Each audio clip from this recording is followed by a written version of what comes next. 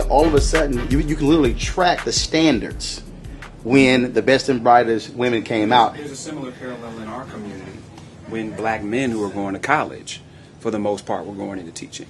And then as that shift started taking place, more and more educated black men started going into business versus teaching. And you can see a similar shift for men in the profession as well in our community. But there's still a fundamental principle, and I think it's this: teacher expectation produces student performance.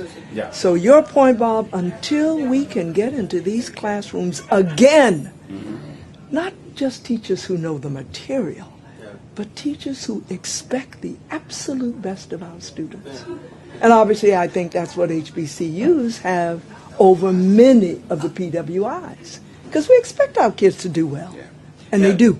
Yeah, what I understand from a national philosophy of education, if you think about it, if I'm in business, so when I'm in business, I say, I got to generate a certain return on investment, which means I got to have the best product flowing into the mix to generate the highest yield. Absolutely.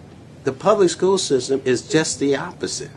And we expect to get higher economic growth in the United States, but the product mix you're putting into the pipeline is not able to deliver. Well, and that's what's going to continue. We haven't even figured out what we want the product to be. Well, see, I think we need to go back to, because when you start looking, I'm on the business council, and the guys at Caterpillar and CSX Railroad, you're right. These guys they aren't particularly concerned about whether or not you got an English degree or a civics degree or social.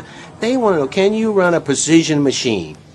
Do you have the discipline to show up and make the right kind of decisions while you're looking at this technology and this particular platform?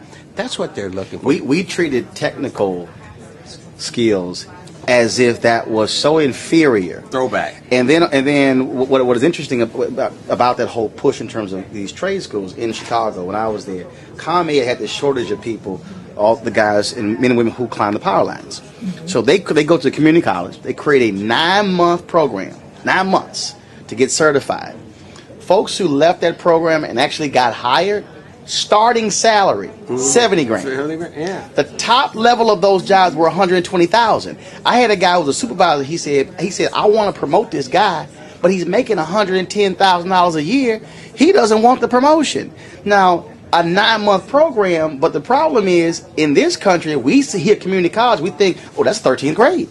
Yeah, that's the problem. Yeah, as opposed to that 70. We created one path of perceived success, and we didn't create a balanced path. And if we want to be honest, it's a bunch of people who are in four-year institutions who do not belong there, and then the problem is they accrue debt. Now they got credit reports jacked up, and now too many universities have become profit centers, because once you get your enrollment up, you're trying to maintain that enrollment, because now your budget is now based upon that financial aid.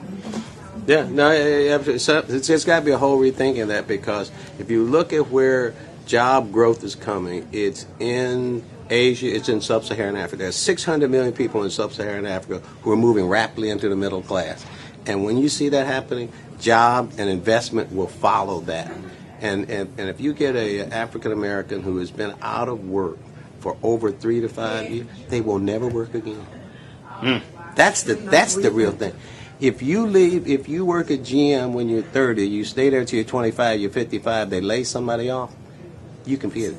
You'll never work again. You may drive a Avis bus back from one part of the airport to the other part, but that's it. And that's the danger of chronic unemployment for us. And this 17-18%, the black wealth gap has exploded from $20,000 to $90,000 over the past 20 years.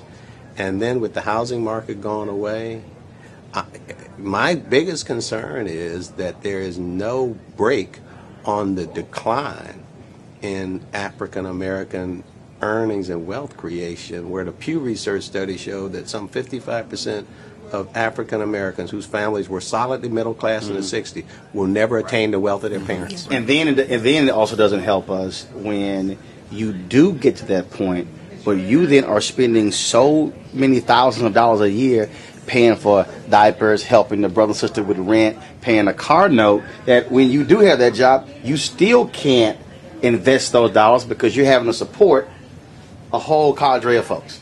Yeah. So the cycle just repeats. Yeah. Needs to be a whole panel on that subject. I think I can arrange that. Johnson, good being Thank you, Range.